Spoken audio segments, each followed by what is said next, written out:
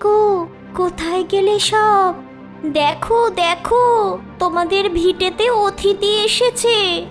ওকে তো পাশই করায় না, হিংসে করে বছরের পর বছর একটা ক্লাসেই রেখে দিয়েছে।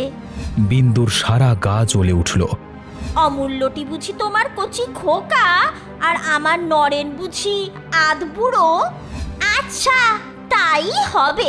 যা নরেন, তুই বাইরে বস গিয়ে, বড় লোকের ছেলের সঙ্গে আর মিশিস না। না ঠাকুরপো, তোমরা অন্য কোথাও থাকো গিয়ে। পরিবারের অশান্তির সূত্রপাত বুঝি এভাবেই হয়।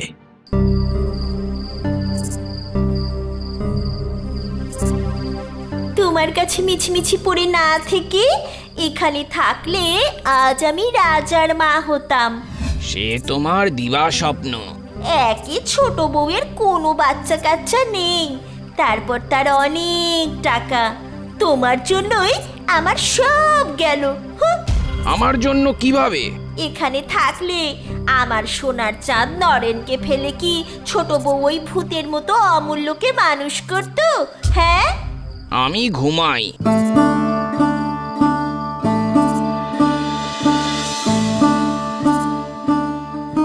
এলোকেশী কথাটা ভুল বলেনি। ওর কথা ঠিক হলে আমাদের নরেন সত্যি একেবারে রাজার হালে থাকতো। বিন্দুবাসিনীর সুনজরে থাকবার চেষ্টায় ছোট বউয়ের প্রতি ঠাকুরজির স্নেহপ্রীতি বন্যার মতো ফুলে ফেঁপে উঠতে লাগলো।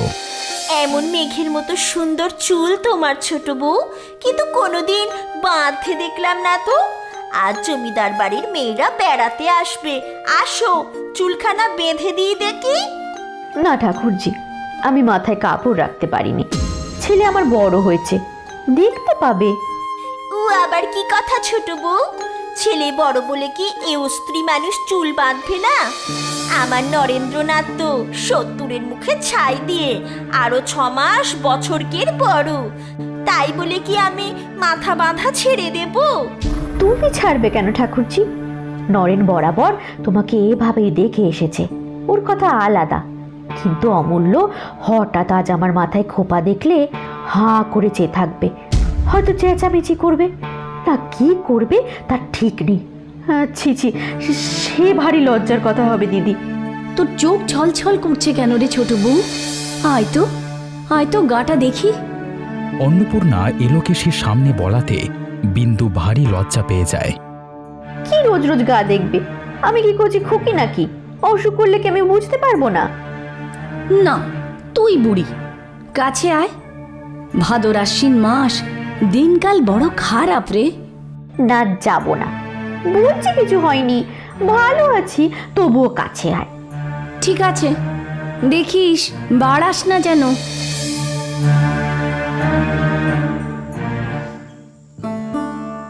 বড় বউয়ের যেন একটু বায়ের ছিট আছে, তাই না? এরকম ছিট যেন সকলের থাকে ঠাকুরজি। আমি কত ওকে বলেছি ঠাকুরজি, ওকে বলা মানে মিছে বাক্য ব্যয়। এত সুন্দর চুল, তা সে বাঁধবে না। ওর এত কাপড়, এত গয়না, সেটাও গায়ে দিয়ে দেখবে না। এত রূপ, তাও দেখবে না। ওর হচ্ছে যত সব সৃষ্টি ছাড়া মতিবুদ্ধি, আর ছেলেও হয়েছে তেমন। সেদিন অমূল্য আমাকে কি বলে জানিস ছোট বউ? বলে, জামা কাপড় পরে কি হয়, ছোট মারও তো এত কাপড় আছে, পরে কি? তবে দেখো দিদি, ছেলেকে 10 জনের একজন করে গড়ে তুলতে হলে মায়ের এমন সৃষ্টি ছাড়া মতিবুদ্ধি দরকার কিনা?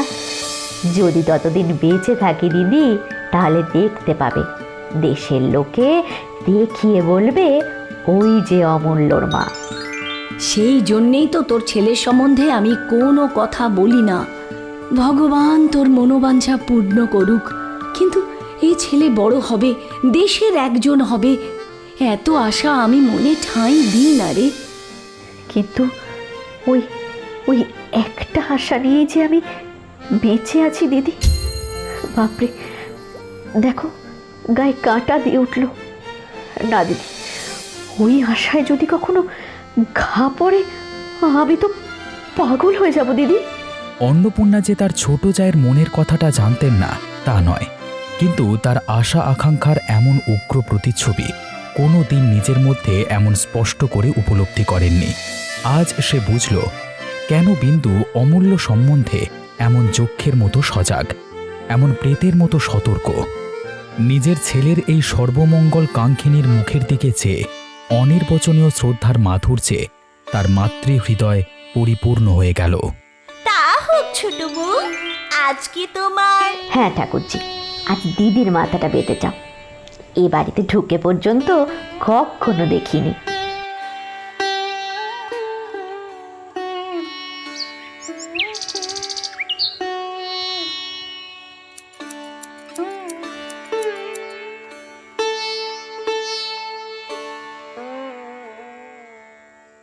আরে অমূল্য দাদাবাবু যে, কৈলাসদা, নরেন্দার মতো চুল ছাড়তে পারো?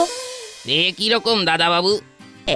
এই যে দেখো, এই যে দেখো, এইখানে 12 আনা, এইখানে 6 আনা, এইখানে 2 আনা, আর এই যে ঘাড়ের কাছে একেবারে ছোট ছোট।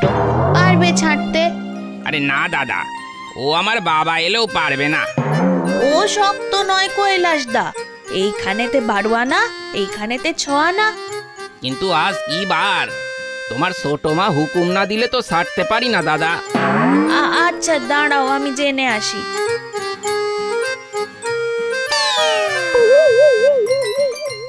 আচ্ছা, তোমার ছাতাটা একবার দাও তো, আমি জানি না হলে তুমি পালিয়ে যাবে।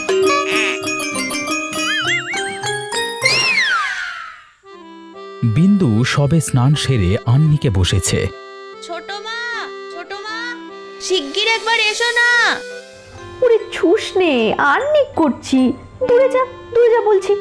আমি সবে মাত্র স্নান করে আর্নিক করছি। আনিক পরে করো ছোট মা, একবারটি বাইরে এসে হুকুম দিয়ে যাও তো, না হলে কৈলাসদা চুল ছেঁটে দেবে না। উনি দাঁড়িয়ে আছেন। কি ব্যাপার রে তো, যে ছেলের সঙ্গে চুল ছাড়বে না বলে 4 দিন মারামারি করতে হয়, সে কিনা স্বেচ্ছায় চুল কাটতে চাইছে।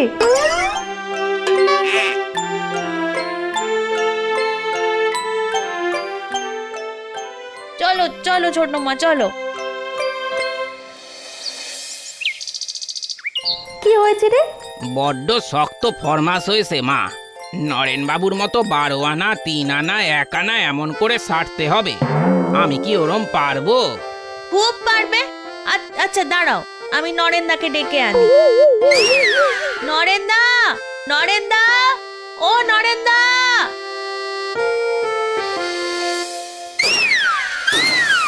সে নেই তো কি হয়েছে? ছোট মা, তুমি দাঁড়িয়ে থেকে দেখিয়ে দাও, ঠিক করে দেখো। এইখানে 12 আনা, এইখানে 6 আনা, এইখানে 2 আনা, আর এইখানে খুব ছোট। আমি এখন আর্নিক করব যে। আনিক পরে করো, না হলে ছুঁয়ে দেব।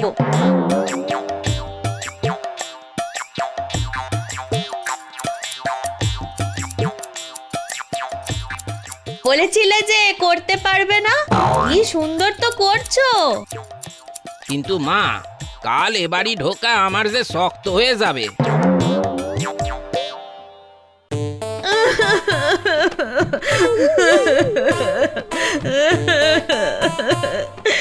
সব খারাপ করে দিয়েছে।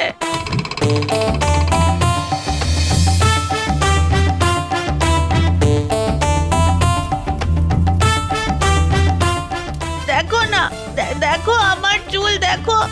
কাল আমি ওকে মেরেই ফেলবো। তুমি কি কানা, দেখতে পাও না? তার আর কি, কাল ঠিক করে কেটে দিতে বলবো। কাল কি করে 12 আনা হবে? হ্যাঁ, এইখানে চুল কোথায়?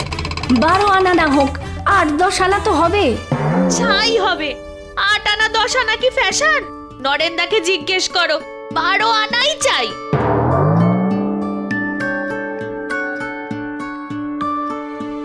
তোর ছেলের টেরি বাগাবার শখ কবে থেকে হলো রে? দিদি, তুচ্ছ কথা তাই হাসছি বটে, কিন্তু ভয়ে আমার বুক শুকিয়ে যাচ্ছে। সব জিনিসের শুরু এমন করেই তো হয়।